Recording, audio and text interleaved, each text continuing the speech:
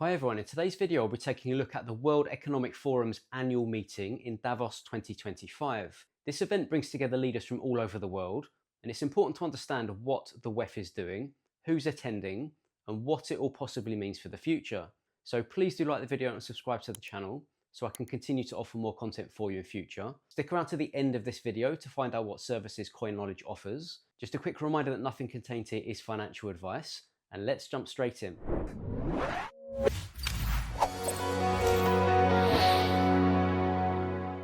The World Economic Forum, otherwise known as the WEF, annual meeting takes place in Davos, Switzerland, Europe's highest town. This small resort town in the Swiss Alps transforms into a hub for global decision-making every January. The meeting's designed to bring together government, business, and civil society leaders to set the year's agenda for how leaders can make the world a better place. It's a platform for leaders to discuss major global issues with the aim of fostering collaboration and partnerships. The WEF was founded in 1971 by Klaus Schwab, a German economist, with a mission to promote global collaboration. It began as a management conference for European businesses, but its scope quickly expanded to include participants from all over the globe. And I did a video specifically on the WEF previously that you can find the link to here and in the description, called "You'll Own Nothing and You'll Be Happy," if you want to check it out. The 2025 annual meeting in Davos will take place from the 20th to the 24th of January, and the theme for the 2025 meeting is Collaboration for the Intelligent Age. The concept draws on Klaus Schwab's suggestion that converging technologies are rapidly reshaping the world, which, if we're being honest, is pretty obvious. The agenda changes every year, and the program contains over 300 sessions, 220 of which are live streamed to the public. Discussions in Davos 2025 will focus on 5 areas. Firstly, reimagining growth, so exploring new opportunities for economic growth, particularly through technological innovation.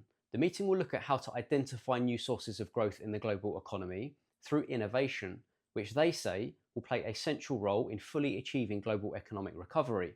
And to paraphrase that a bit, economies are in such a state with debt, inflation, GDP, etc., that the only real opportunity they're saying for long-term growth is technological innovation through areas such as AI, blockchain, distributed ledger technology, crypto, etc., which comes as no surprise, because they state that the digital economy could form the basis for up to 70% of all new value created in the global economy over the next decade.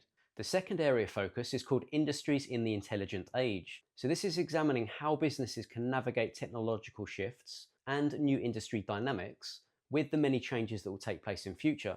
Business leaders will therefore discuss how to balance short-term goals with long-term priorities during these industry changes, because industries have to adapt their business strategies to account for major geo-economic and technological shifts. Because, as just mentioned, technology is now the primary driver of change and disruption for businesses. Third is investing in people. So this will be about addressing the need for workforce development, reskilling, and creating jobs in emerging sectors, because technological advancements are impacting areas such as employment, skills and wealth distribution, healthcare, education, and public services. So there's a need to reskill and upskill people to meet the demands of the economy.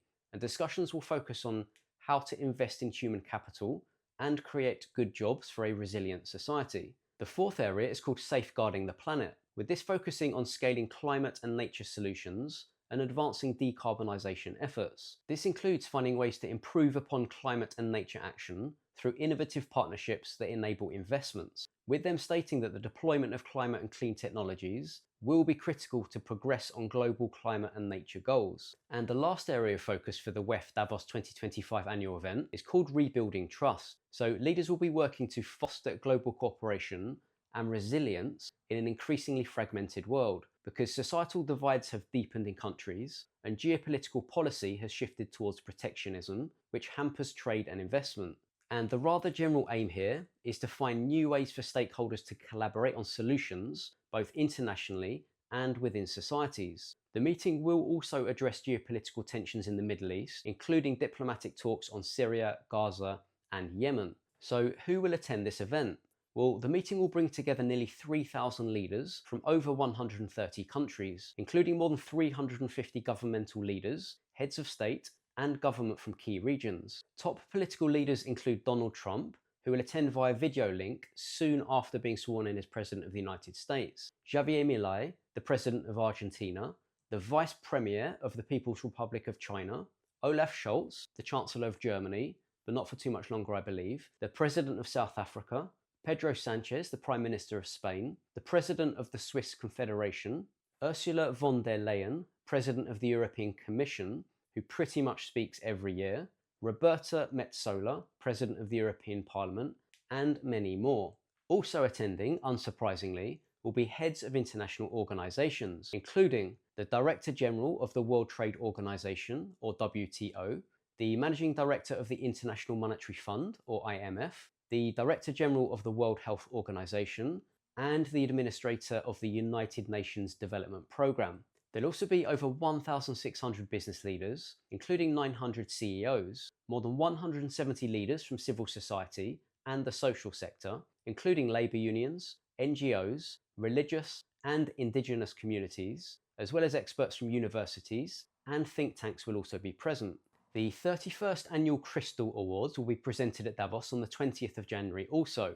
The awards will go to 3 people who are driving change and shaping society. Firstly, David Beckham, UNICEF Goodwill Ambassador and Global Advocate for Children's Rights. He's being honoured for his long-term humanitarian work and unwavering commitment to improving the lives of children worldwide. Secondly, Diane von Furstenberg, a fashion designer, philanthropist, and promoter of women's rights. She's recognised for her exceptional contributions to empowering women through philanthropy, mentorship, and social responsibility.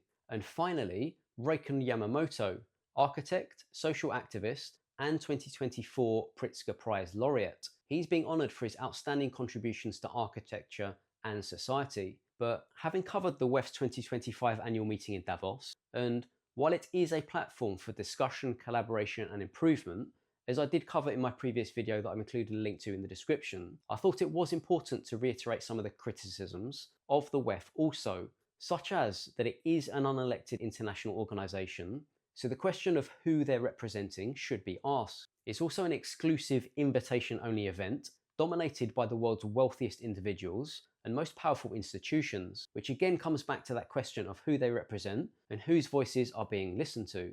But that ends this video. And as always, I'd love to know what you think in the comments below about the WEF. Just a reminder that if you're interested in more of a tailored approach to your crypto education, and you think you'd benefit from having someone look over your shoulder and guide you on your journey, I do offer one-to-one coaching to those who have the desire and the means to educate themselves further.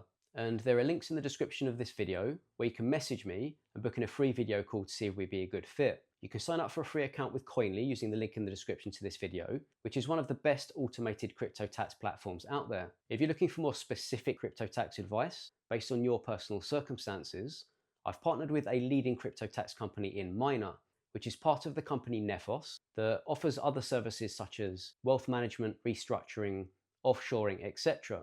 But I'll leave a link to contact them directly in the description to this video. I've also included a link to Trezor's website in the description for anyone looking for one of the best hardware wallets or cold storage out there, with 2 new models released recently in the Trezor Safe 3 and Trezor Safe 5 that I actually did a video on recently that you can find the link to here and in the description. And finally, if you're looking for a portfolio tracker for your crypto portfolio, then I've included a link to CoinStats in the description of this video, which is the leading crypto and Bitcoin tracker on the market.